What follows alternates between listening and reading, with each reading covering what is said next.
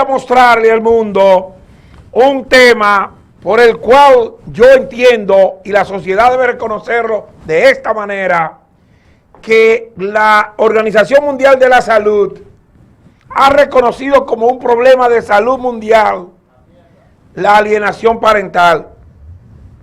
Y eso tiene que llegar a todos los rincones de la nación dominicana.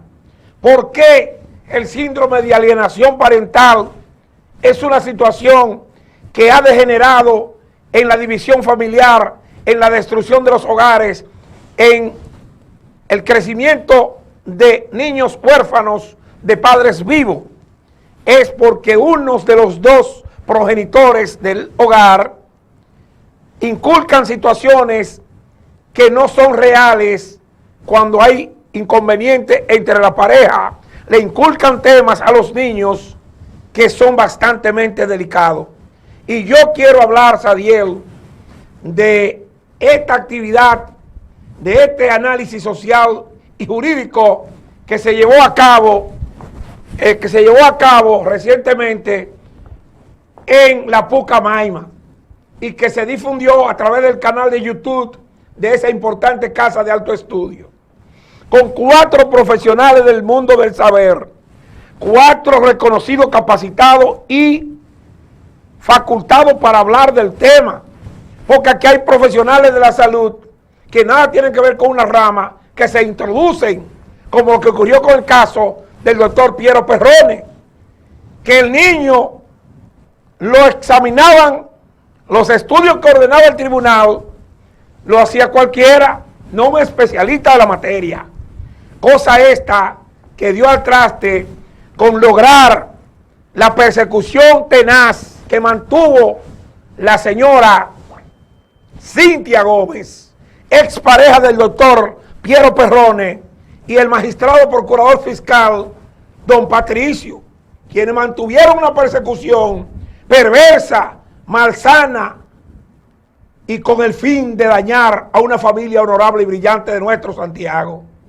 Indignante es lo que ocurrió, horroroso, y esperamos en Dios no le ocurra a más nadie por las calamidades que tuvo que atravesar este profesional de la salud a raíz de esa enfermedad que está dividiendo grandes hogares en el mundo y de manera especial en nuestro país. Vamos a escuchar a estos destacados líderes de las diversas áreas del saber. Ahí están ellos. Vamos a dar los nombres de cada uno de estos profesionales para que el mundo pueda prestarle atención a estas posiciones. Es doña Olga Guzmán, juez de la Corte de Niños, Niñas y Adolescentes del Departamento San Cristóbal. Motivada por el tema, pues vertía sus declaraciones ante esta importante actividad. También el señor Carlos Ángeles, psiquiatra y miembro de la Sociedad Dominicana de Psiquiatría, de Psicología Jurídica y Forense. Nada más y nada menos que el señor Alberto Peralta, psicólogo clínico forense y miembro de la Academia de Ciencia de la República Dominicana. Asimismo, la destacada profesional del derecho penal, la señora María Pilar Zuleta. Vamos a escuchar cuáles fueron sus planteamientos en torno al síndrome de alienación parental. Situación esta que ha sido catapultada como una enfermedad mundial por la Organización Mundial de la Salud. Adelante, señor director. Qué lujo tener a nuestro director fundador en esta oportunidad. Pucamaima realmente le agradece muchísimo estar con nosotros de manera muy particular, la academia en nuestra universidad. Tiene décadas de haber sido promovido a miembro de la Academia de Ciencia y realmente tiene una hoja de experiencia que va a ser de muchísimo provecho para todos nosotros. Y no menos importante, también está con nosotros la profesora, la gran jurista, la penalista María del Pilar Zuleta, quien es profesora de Pucamaima de diversas materias vinculadas con las ciencias del derecho penal y en materia laboral. tiene una maestría, también tiene estudios de 4º año aprobado de doctorado y ya este mismo año se está graduando nada más y nada menos que doctora en Derecho de la Universidad de Externado de Colombia. Una trayectoria de experiencia práctica en los tribunales, casos que lleva un manejo brillante. Así es que para nosotros es un placer también volver a estar con usted, doctora Zuleta, a quien ya le cedo la palabra para que iniciemos este interesante conversatorio, que sea de provecho para todos. Y por supuesto, la bienvenida formal y con todo cariño a todos nuestros estudiantes de Derecho y a las personas que se conectan a través de YouTube y a aquellos que se conectan de otros países. Así es que gracias por estar con nosotros y que sea de mucho provecho. Zuleta. Muchas gracias, profesora Ureña. Estamos en esta tarde para entender un tema del cual conocemos poco, pero hay algo que sí estamos entendiendo, como familia, como sociedad y como país. Algo está pasando en el interior de las familias. Estamos apreciando cuadros patológicos que se han dado a conocer, han trascendido al público y hemos entendido que un padre o una madre ha llegado de alguna manera a transformar la conciencia de sus hijos. Para no hablar de lo que no dominamos, queremos darle ahora la oportunidad a nuestros 3 panelistas para que desde la perspectiva psicológica, pero también desde la perspectiva jurídica, nos permitan en esta tarde entender cuando hablamos de alienación parental, a qué nos estamos enfrentando, cuáles son sus características, de dónde surge este fenómeno, cómo se enfrenta en justicia. Y para ello, quiero en este momento pedirle a nuestro panelista, el doctor Carlos Ángeles, que empiece con su intervención. Adelante, doctor. Buenas noches. Gracias a la Escuela de Derecho de la Pucamaima en el campus de Santo Domingo y al Decanato de Posgrado. Tenemos aquí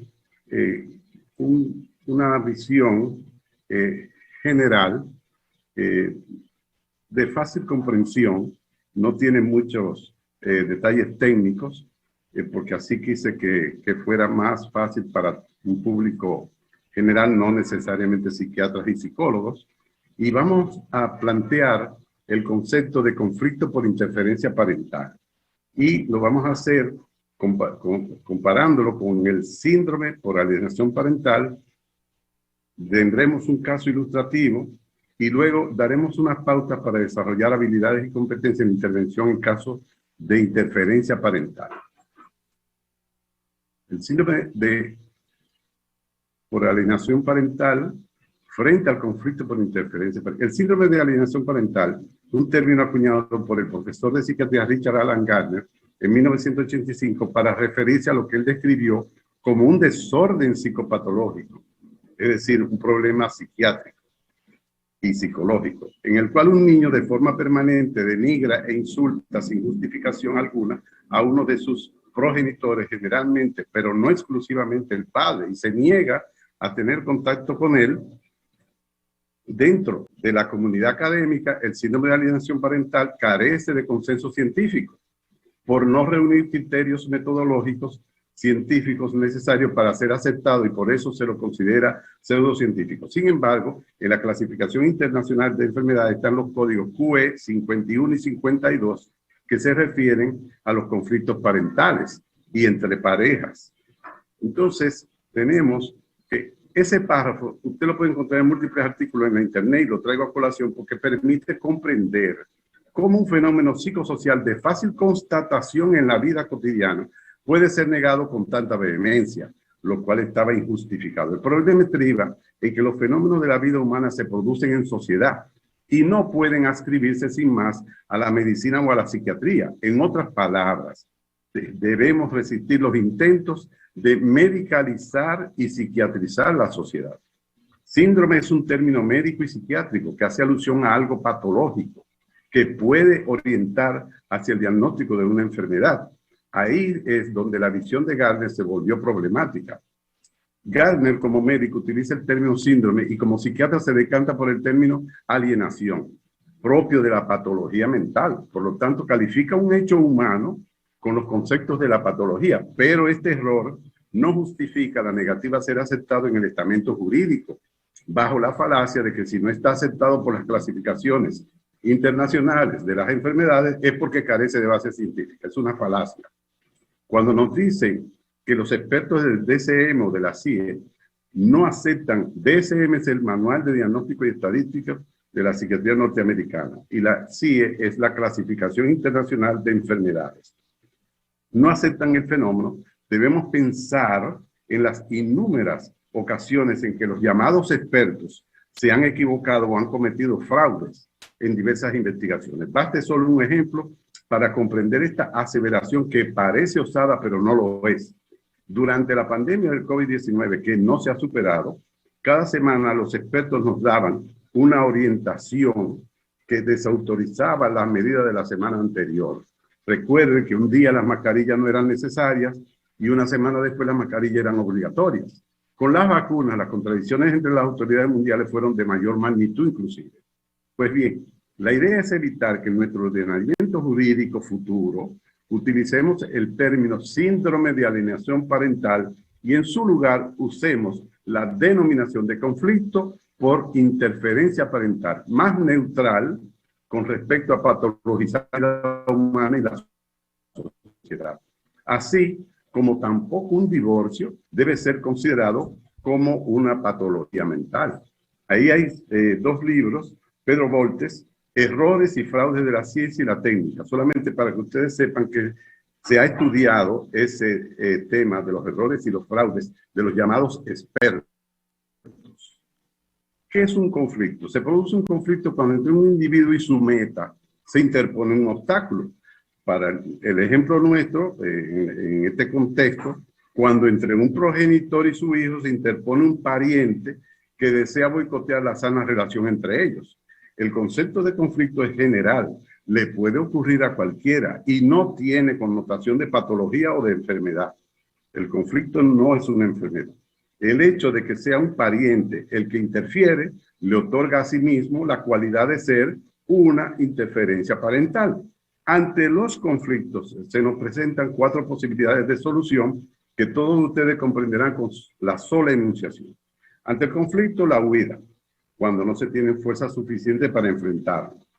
2, la lucha, cuando se considera que se tiene fuerza para enfrentar. Cuando no se puede tomar una decisión inmediata, se abre un compás de espera.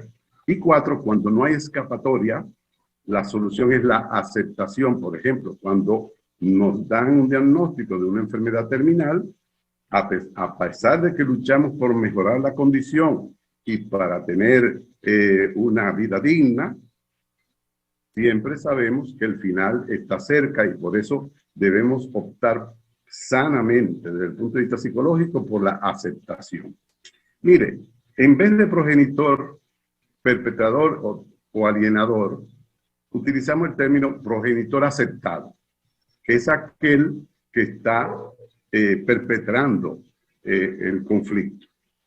Tiene incapacidad para aceptar la ruptura de la pareja, mantiene la relación a través del conflicto, tiene deseos de venganza, intento de control exclusivo de los hijos, permanentemente da dobles mensajes de amor y odio a los niños y actitudes empáticas exageradas con los hijos, lo que les lleva a no disciplinarlos y a complacerlo en todo. ¿Sí?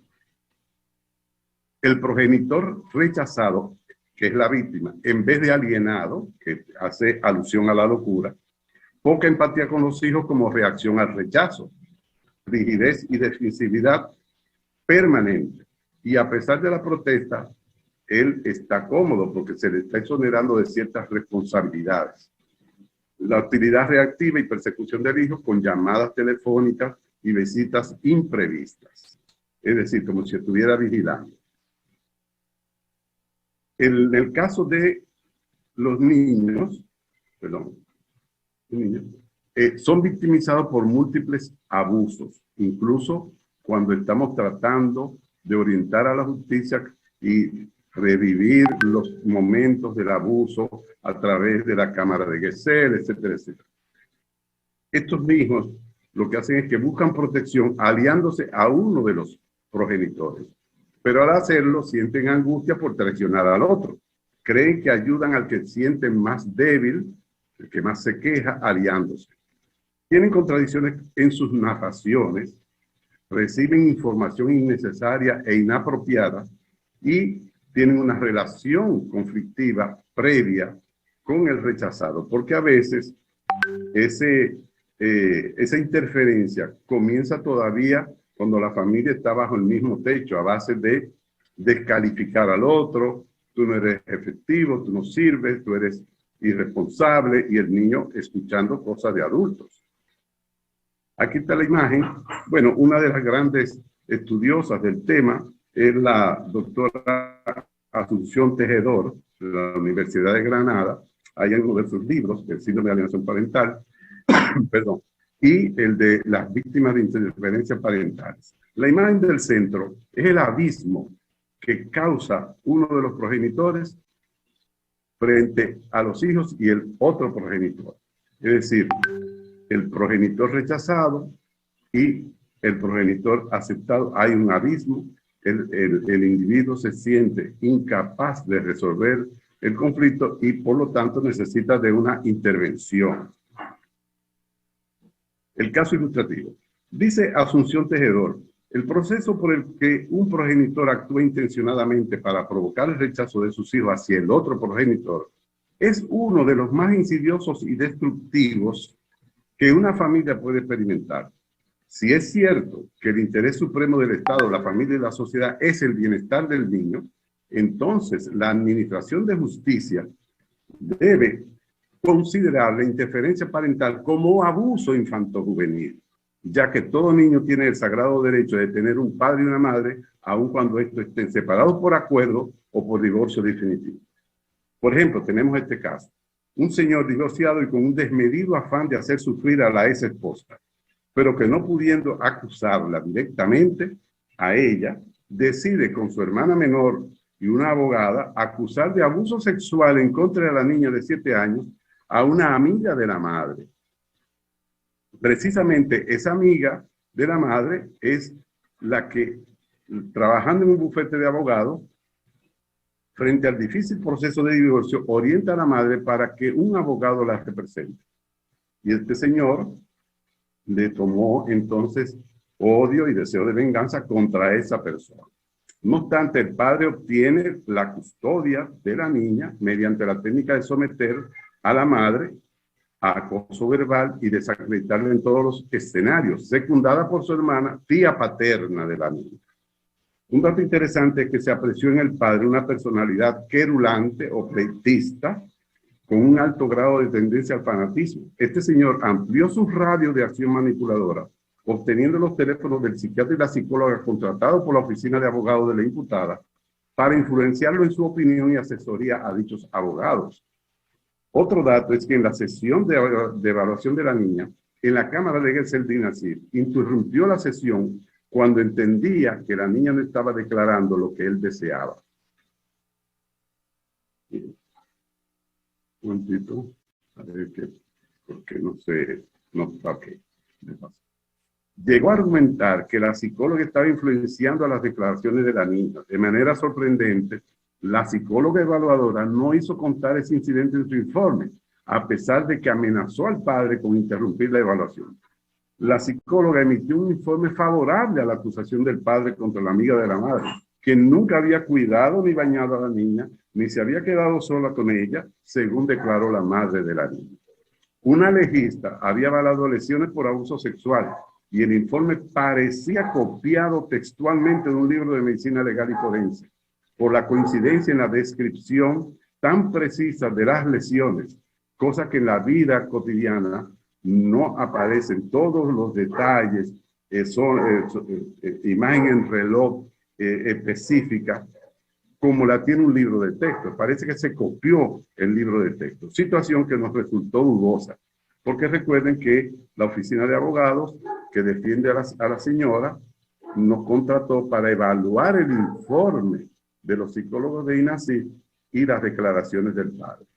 Bien, otro dato interesante es que la niña acusaba a la amiga de su madre con palabras y conceptos que solo pueden manejar los adultos, como por ejemplo, reflexionaba, ella no es mi madre biológica, para referirse a la actual pareja que ya tiene otra persona, el padre. También llamar a la madre por teléfono fingiendo llanto. Tú no me quieres, me traicionaste, me llamaste mentirosa en el tribunal. Ojo, la niña no estaba presente en el tribunal durante el juicio, por lo tanto no podía saber lo que allí se debatió. Era el padre quien la manipulaba sin remordimiento para denigrar a la madre frente a la niña. Y aquí viene la sorpresa. El tribunal declara culpable de abuso sexual a la imputada y la condena a 5 años de prisión. La condena fue ratificada en apelación y ahora se encuentra en la Suprema Corte de Justicia. Una cosa sumamente extraña es que esta condena ratificada en apelación no se permitió el debate ni las exposiciones de los abogados defensores, ni fiscales, ni nada. Simplemente el tribunal ratificó y ya. Bien. Me quedan 2 minutos, Zuleta. Bien, la Suprema Corte de Justicia se está esperando que se haga esa decisión de la Corte. Bueno, pero entonces, ¿de dónde salen las lesiones físicas que supuestamente presenta la niña? Pues bien, ahí está otra de las incongruencias de las cuales está lleno en este caso forense. Sobre todo porque la niña declara, la psicóloga Dinacid, que la imputada no le ponía la mano directamente en sus genitales, sino que le ponía una almohada y apretaba su mano y la movía sobre ella.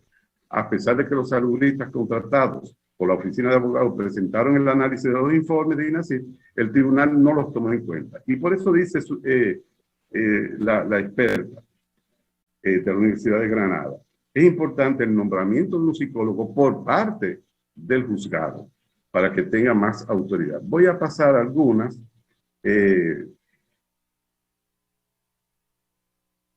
más rápido. Bien, ¿qué es lo que necesitamos?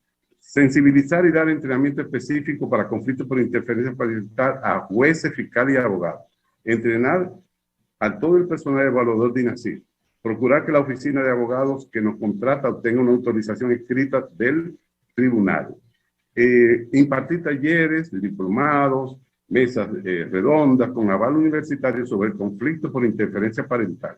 La población blanca de esos entrenamientos deben ser los abogados, fiscales, médicos legistas, psicólogos y psiquiatras. Y lograr introducir en el ordenamiento jurídico la figura del conflicto por interferencia parental como parte del abuso infanto-juvenil. Bueno, lo que queremos es informes y asesoría de alta calidad, precisos, claros, objetivos, imparciales, reivindicar la presunción de inocencia de un imputado, porque aquí se sabe cuál es la situación de cuando a uno lo acusan, antes de llegar al juzgado ya uno es culpable. Frenar los juicios previos mediáticos, ya que violan los derechos a la defensa de los imputados, recalcar que la prisión preventiva es la última de las opciones de un juzgador, evitando la condena previa al juicio. Por supuesto, un evaluador mal formado representa un peligro para la sociedad, por lo tanto debemos entrenarlo sin demora. Ahí les dejo unas referencias bibliográficas y gracias por su paciencia, muy amables. Doctor.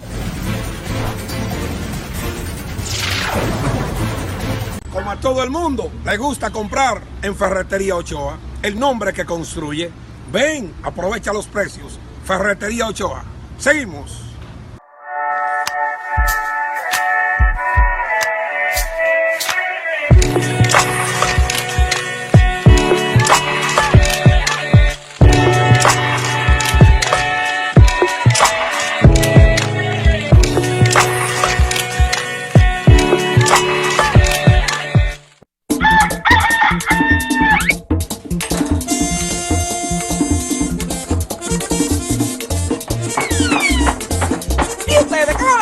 Jamoneta, jamón, salami.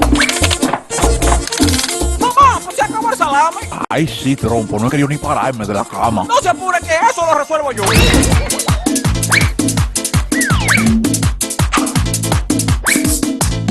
En la ganadera, yo hallo todo tipo de embutidos para deleitar mi paladar.